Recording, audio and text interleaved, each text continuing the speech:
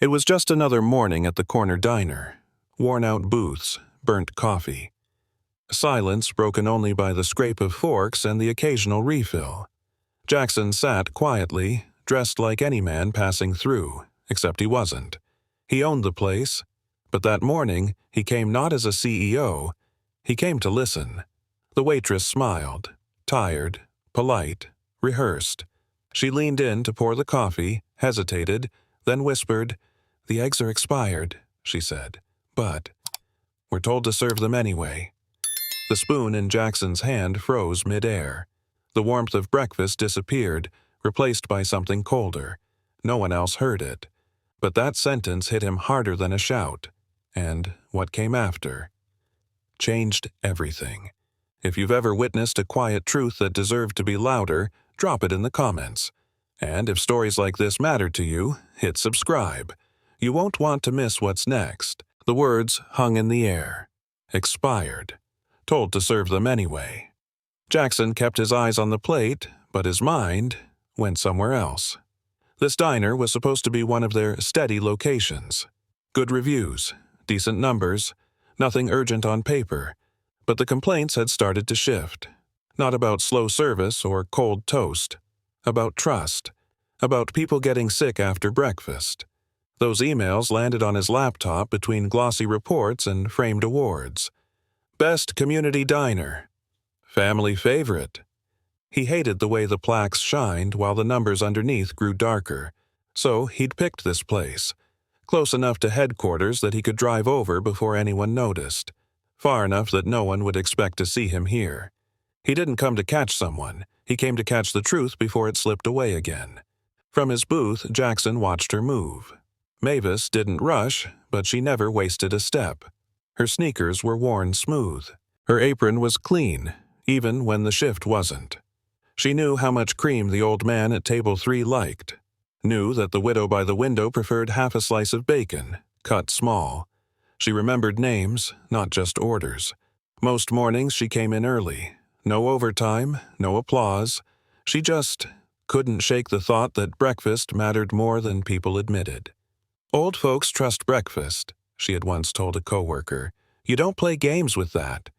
But lately, it felt like someone else was playing anyway, from far away, with targets and charts she never saw. She was kind. That used to be enough. Now, kindness was something she had to hide behind tight smiles and half-finished sentences. In the back, behind the counter, stood Orrin. He had cooked here longer than some of the staff had been alive. You could see it in his shoulders, in the way he flipped bacon without looking. He didn't talk about career growth or brand values. He talked about heat, timing, eggs that set just right. If someone asked, "Are the eggs okay today?" he'd give a small nod. For years, that nod was enough. It meant something. But on this morning, Jackson noticed something different. Orrin's hand paused for a beat over the crate. His eyes flicked to the faint numbers on the box. When he wiped down the stainless surface beside the grill, he stared at his own blurred reflection. Just for a second too long. He looked away first, not from the steel, from what it was quietly showing him. The rules didn't arrive as shouts. They arrived in memos. Reduce waste. Control food cost. Zero inventory loss. Short lines in bold font, written far from the smell of hot oil. On the floor, those lines turned into something else. Don't open a new tray if the old one isn't empty. Make it stretch. No one said, ignore the dates. They didn't need to. Invoices and KPIs stacked up in the office like quiet threats. Each carton, each slice. Another line on a chart. Mavis heard the messages secondhand. Orrin saw them pinned above the schedule. Save $1 here, half a crate there. One simple idea, don't waste food, began to twist. It didn't feel noble anymore. It felt like the whole morning had been colored in with the same dull, anxious shade. The older man at table 5 had been coming there for years. He always ordered the same thing. Scrambled eggs, toast, black coffee. Today, he lifted the fork a little slower, took a bite, chewed. His brow folded in on itself. Not dramatic, just wrong. He set the fork down and pushed the plate back a few inches. "These taste different," he said. "Off." Mavis felt her throat tighten. She knew exactly which tray those eggs came from. She stepped closer, hands already reaching. "I'm so sorry, sir. I can fix that for you," she said. Then came the other thoughts. The write-up. The loss line on the report. The look from whoever counted cartons in the back office. Her fingers hovered over the plate, just an inch away. One plate, one man, but somehow it felt like more than that. The night before, the staff group chat had lit up with a screenshot. Subject: Zero Waste Initiative, effective immediately. The message was short. Inventory loss flagged. Monitor usage. Tighten control. Align with cost targets.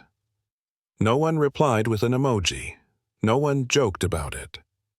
The next morning, the printout was taped beside the schedule, right at eye level. The first thing Mavis saw when she clocked in. She read it once, twice. The words felt cold, not cruel, just indifferent. Zero waste sounded good on a poster, but standing in front of a cooler with smudged dates, it meant something else. It meant hesitation, second guesses, looking over your shoulder before throwing anything out.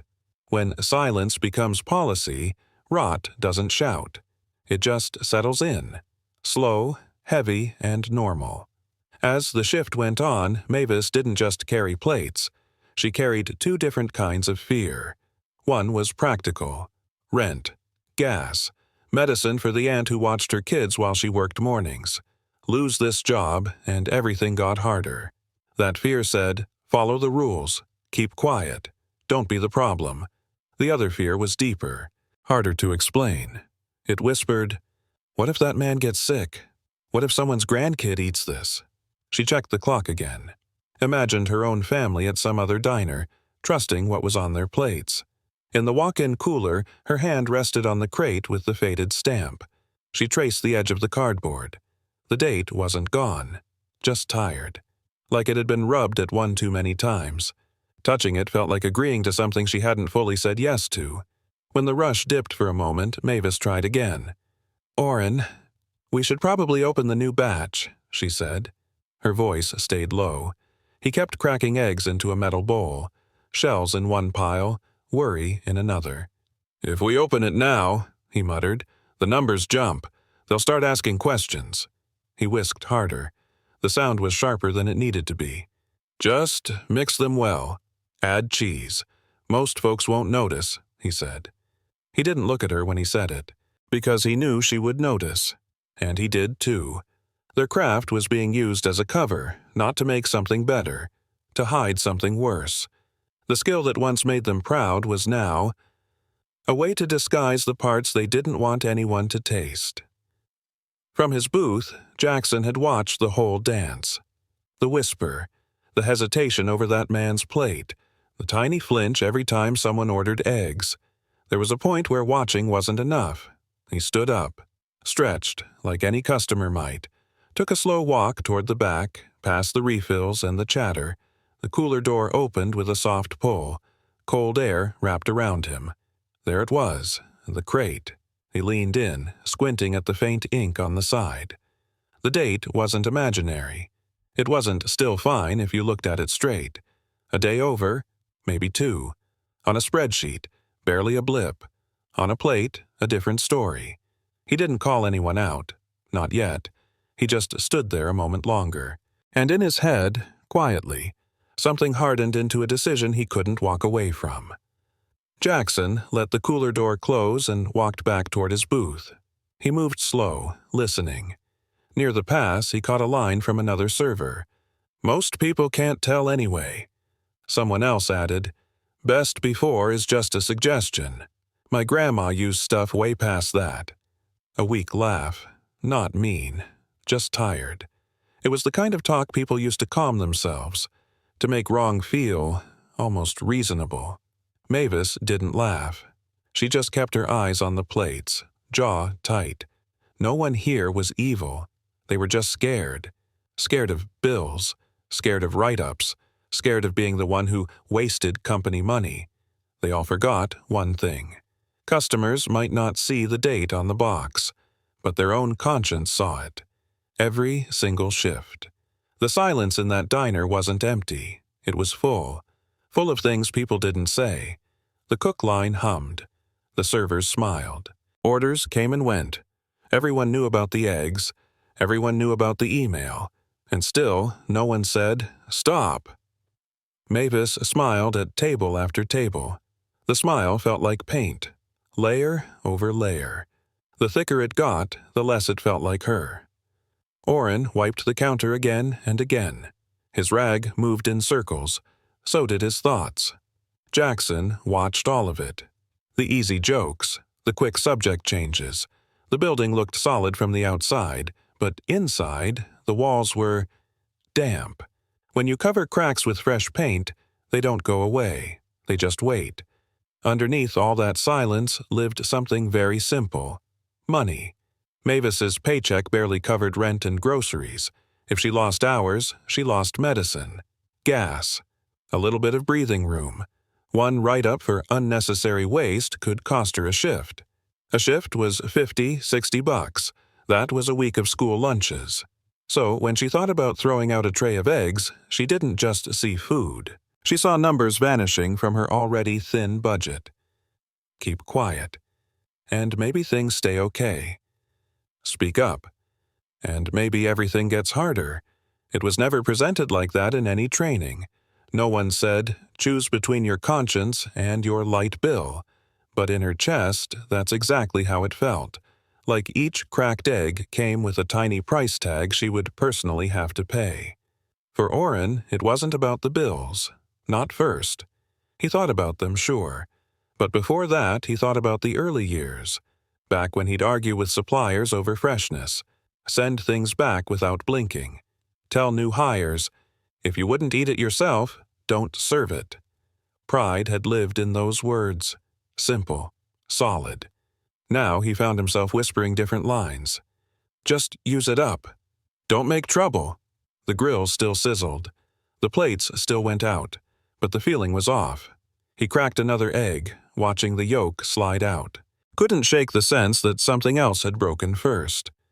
You can add spice, butter, cheese. You can fix flavor. You can't season your way back to respect. As the morning pushed on, the pattern got louder. Table 5 sent the plate back. Table 7 didn't finish theirs. A woman at the counter took one bite, then only drank her coffee. No one shouted.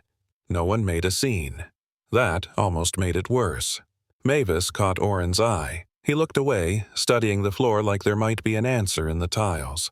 Jackson saw it all from that corner seat. The returned plates, the polite complaints, the apologies that sounded like they were being read off a script. The truth didn't arrive with a crash. It slipped off those plates, landed somewhere between the kitchen and the trash can, and once it hit the ground, it was louder than any sorry they could offer. Jackson decided to push.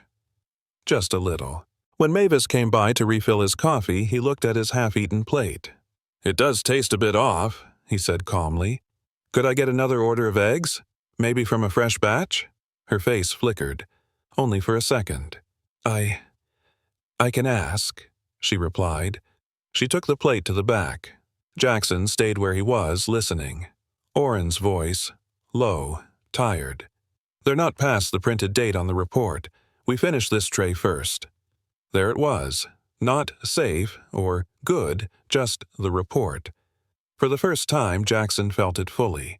The way a line in a spreadsheet could reach all the way down, onto a plate, into a stranger's body.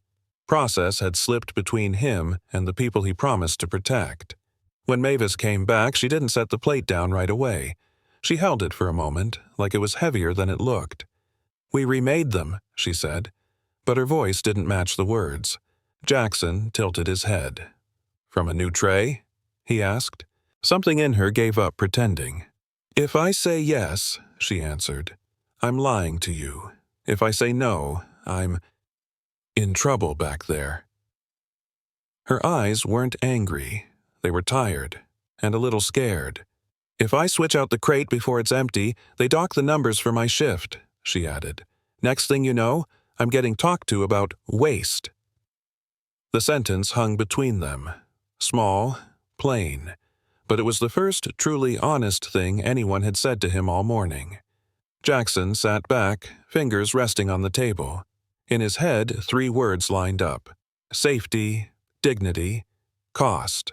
He'd seen them before: pie charts, slides, meetings where people argued about balance. But it felt different when you were staring at a plate you didn't want to eat, across from a server who might lose money for doing the right thing. He pictured his own family, his kids when they were young, how they used to share omelets on Sunday. If this plate were in front of them, would "it's only a day" be good enough? He already knew the answer.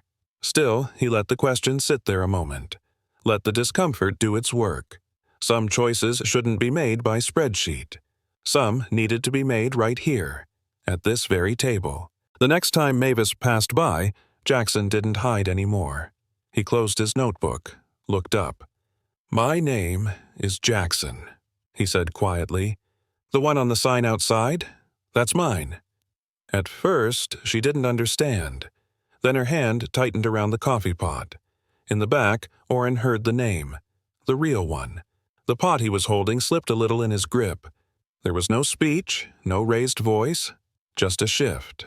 Like the whole room had changed angles. The man in the booth wasn't just a difficult customer now. He was the person all those memos claimed to speak for. For a second, nobody moved. The act was over. Whatever happened next would be face-to-face.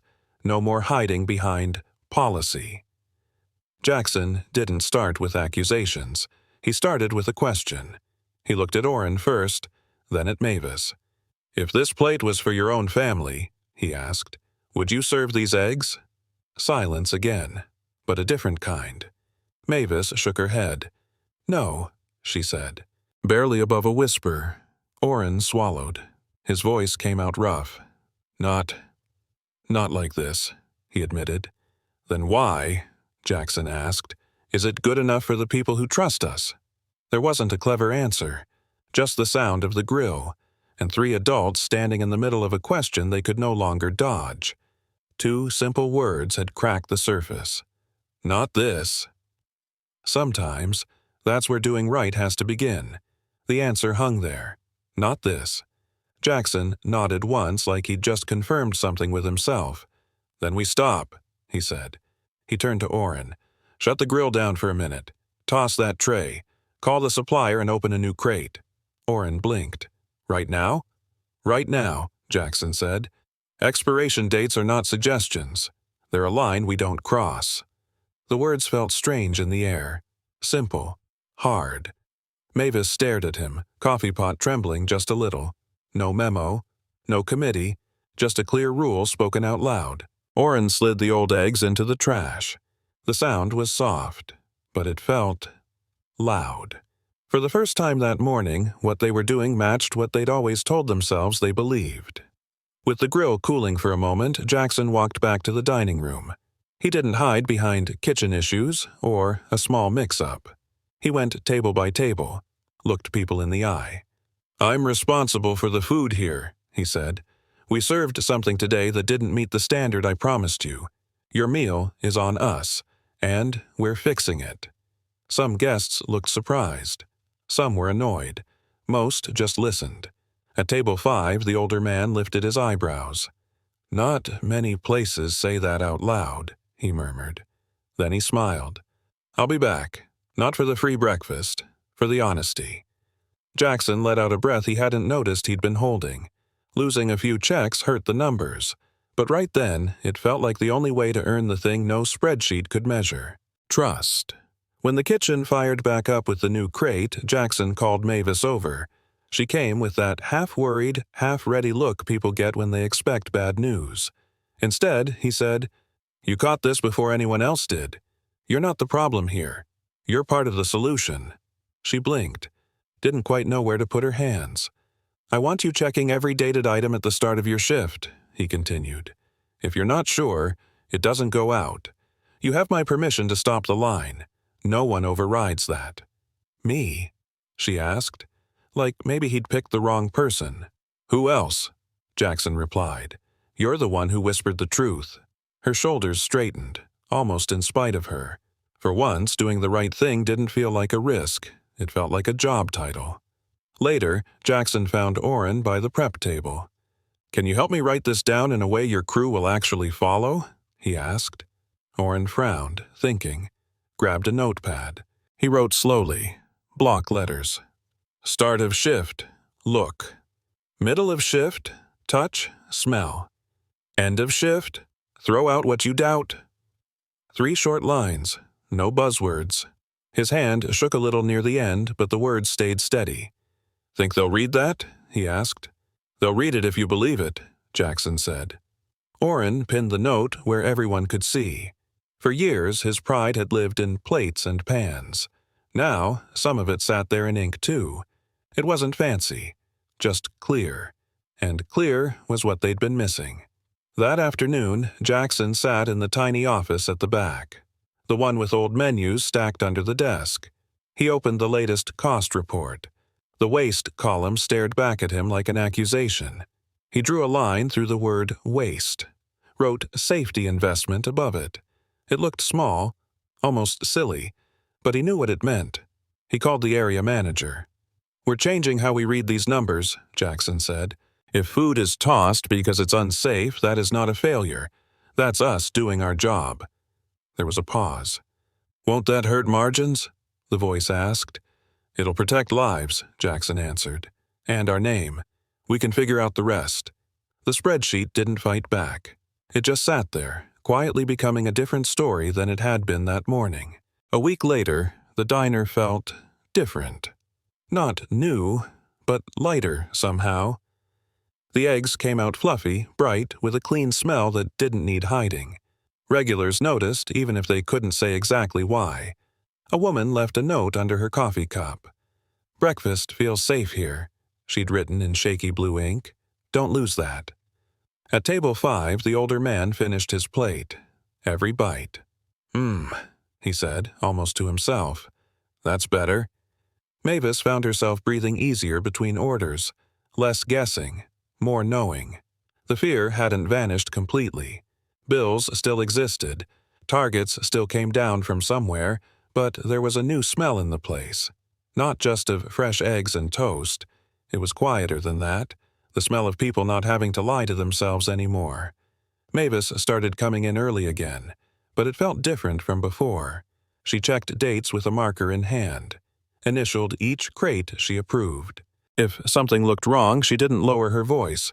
She just said, "We're not serving this," and moved on. No one rolled their eyes, at least not where it counted. Orrin began to speak up too. "This batch is fine," he'd say. "This one isn't." People listened. Jackson dropped by unannounced one morning. Watched them work for a while. "You're running this place better than my reports ever did," he told them. Mavis laughed, a little embarrassed. Orrin just grunted, but there was a hint of a smile there. When people are treated like problems, they shrink. When they're treated like guardians, they grow into it. It would have been easy to call it just breakfast, but Jackson knew better now. Breakfast was where the day started. For the workers counting tips and hours, for the guests counting pennies and pills. If they cut corners here, what did that say about everything else? By choosing safety over shortcuts, he wasn't just protecting stomachs. He was protecting trust, giving his staff a chance to be proud of what they did. The profits still mattered. The brand still mattered, but they weren't the whole picture anymore. In that small diner, a messy equation was slowly getting solved. Money, yes. Reputation, yes. But also, the right to eat without fear. The right to work without shame. The right to look at your own hands and not feel like you'd sold something important. A few weeks later, a new sign appeared on the wall near the kitchen door. Plain white, black letters. "If we doubt it, we don't serve it." Underneath, 3 signatures.